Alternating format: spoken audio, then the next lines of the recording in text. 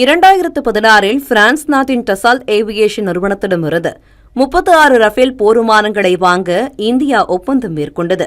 இந்த ஒப்பந்தத்தில் உள்ள நிபந்தனையின் கீழ் காலியம் நைட்ரைட் சிப் தொழில்நுட்பம் இந்தியாவுக்கு மறுக்கப்பட்டது. காலியம் நைட்ரைட் சிப் சிலிக்கான் சிப்புகளை விட மேம்பட்டவையாகும்.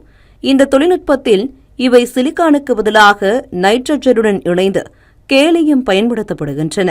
மிக அதிக அதிர்வெண்கள், அதிக மின்னழுத்தங்கள் மற்றும் அதிக செயல்திறனில் இயங்க வைக்கும் இந்த தொழில்நுட்பம் சக்தி வாய்ந்த ரேடார், தகவல் தொடர்பு அமைப்புகள் மற்றும் உயர் ஆற்றல் கொண்ட மின்னணு போர் உபகரணங்களுக்கு மிக இன்றியமையாததாகும்.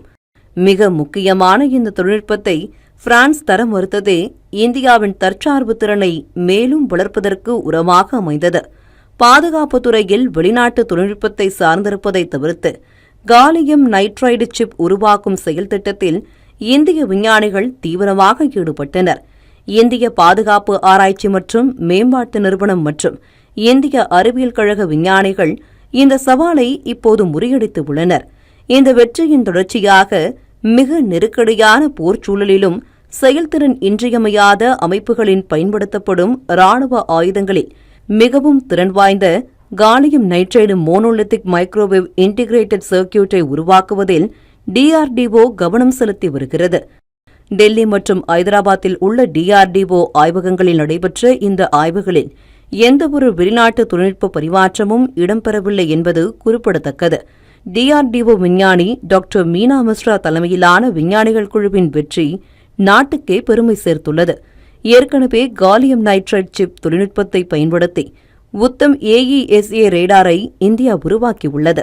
அதன் தொடர்ச்சியாக வரம்பு, தெளிவுத்திறன், மின்சாரத்திறன் மற்றும் வெப்ப தாங்குத்திறன் ஆகியவை முக்கியமான ரேடார் மற்றும் தகவல் தொடர்பு அமைப்புகளுக்கு முதுகெலும்பாக விளங்கும் gallium nitride monolithic microwave integrated circuit உற்பத்தியிலும் இந்தியா சாதனை படைத்துள்ளது. இது அடுத்த தலைமுறை ஏவுகணை தேடுபொறிகள் மற்றும் மேம்பட்ட ஜாமிங் தொழில்நுட்பங்களுக்கு அடிப்படையாக அமைந்துள்ளன. உயர் ரக பந்தய குதிரைகளான gallium nitride monolithic microwave integrated சர்க்கியூட்டை உள்நாட்டிலேயே உற்பத்தி செய்வதன் மூலம் DRDO வெளிநாட்டு விநியோக சங்கிலியை சார்ந்திருப்பதை குறைத்துள்ளது. உள்நாட்டிலேயே வடிவமைக்கப்பட்ட ரேடார்கள் மின்னணு போர் அமைப்புகள் மற்றும் பாதுகாப்பான தகவல் தொடர்பு நெட்வொர்க்குகளுக்கான எதிர்கால வெற்றிக்கான அடித்தளமாக அமைந்துள்ளது. ராணுவ உபகரணங்களை தாண்டி இந்த தொழில்நுட்பம் மின்சார வாகனங்களின் பவர் ட்ரெயின்கள், செயற்கைக்கோள்கள் மற்றும் அதிவேக 5G அல்லது 6G தொலைத்தொடர்பு உள்கட்டமைப்பு ஆகியவற்றில் அதிக சக்தி வாய்ந்த, கச்சிதமான மற்றும் மிக திறமையான தீர்வுகளை வழங்கும் என்று கூறப்படுகிறது. உலக வல்லரசு நாடுகள் காலியம் நைட்ரைடு உற்பத்தியை கட்டுப்படுத்துவதில் போட்டி போட்டு வரும் நிலையில் இத்துறையில் இந்தியாவின் வெற்றியும் நுழைவும் நாட்டின் தொழில்நுட்ப திறன்களில் ஏற்பட்டுள்ள பெரும் முன்னேற்றத்தை காட்டுகிறது.